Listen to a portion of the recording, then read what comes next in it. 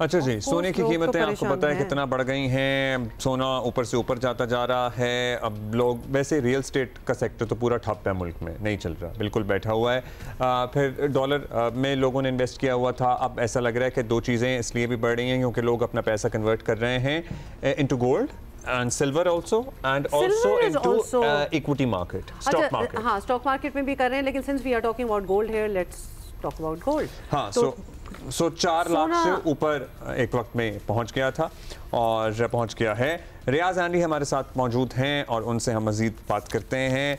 अच्छा रियाज, जाहिर है एक आम आदमी के लिए आपसे बेसिक सवाल तो यही है कि सोने की कीमत बढ़ने की वजूहात क्या बताई जा रही है? क्योंकि इस साल तो मुसलसल हमने देखा है कि ऊपर ही जा रहा है, तो व्हाट्स द रीजन? सोने की कीमत में सिर्फ इस साल से इजाफा नहीं हो रहा, काफ़ी अरसे से इजाफा हो रहा है। यानी 2-3 साल अगर आप पीछे जाते हैं तो वो इजाफा आपको नज़र आ रहा है। बुनियादी वजह तो ये है कि सेंट्रल बैंक बाइंग कर रहे हैं। फिर लेटली जो जिस एपिसोड की आप बात कर रहे हैं उसकी वजह यह है कि दुनिया के अंदर महंगाई का जो की शरह है वो बहुत बढ़ गई है, और जब भी महंगाई बढ़ती है तो लोग नॉर्मली ये कोशिश होती है उनकी कि किसी सेफ हेवन की तरफ जाएं, एंड सोना वो बिल्कुल ज़रूरत को पूरी करता है लोगों को। डॉलर वीक हो रहा है, बाकी करेंसीज जो है वो अच्छा नहीं कर रही, तो ऐसे में कोई एक चीज़ जो लोगों को सेफ़ हेवन हो, जहाँ पे वो अपने सरमाए को महफूज कर सकें, वो सोना ही है और उसकी ख़रीदारी हो रही है।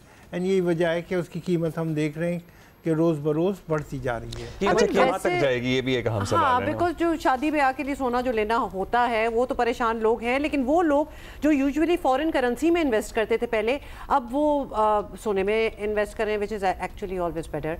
तो कहाँ तक बात जा रही है जो आप पूछ रहे थे अब्दुल्ला?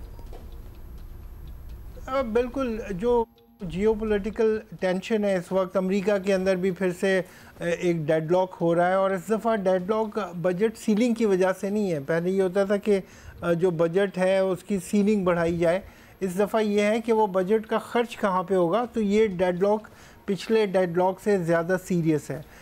तो ये भी है, एंड इसकी वजह से ये जी डेफिनेटली आप सही कह रहे हैं कि सेंट्रल बैंक सिर्फ वो बाइंग नहीं कर रहे, बल्कि ETF एक्सचेंज ट्रेडेड फंड जो गोल्ड के हैं उसके अंदर भी सरमायाकारी आ रही है।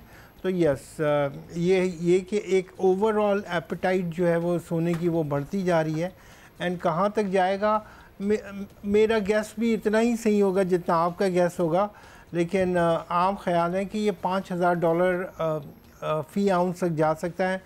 रुपए में अगर इसको ट्रांसलेट करें तो तकरीबन 5 लाख बनते हैं, बट ये मुख्तलिफ अंदाजे हैं। ये कि अभी तक कोई मेजर करेक्शन भी नहीं आई है, तो वो करेक्शन भी ड्यू है। तो जो लोग सोने के अंदर काम करना चाहते हैं तो डेफिनेटली उनको अपने रिस्क एंड रिटर्न को देखते हुए आगे मूव करना चाहिए। जहाँ तक हमारे यहाँ बात है तो अभी तक कोई भी ETF के ऊपर गोल्ड का ETF नहीं आया हमारे यहाँ, एंड आई थिंक उसकी डिमांड अब बिल्कुल नज़र आ रही है पाकिस्तान के अंदर भी।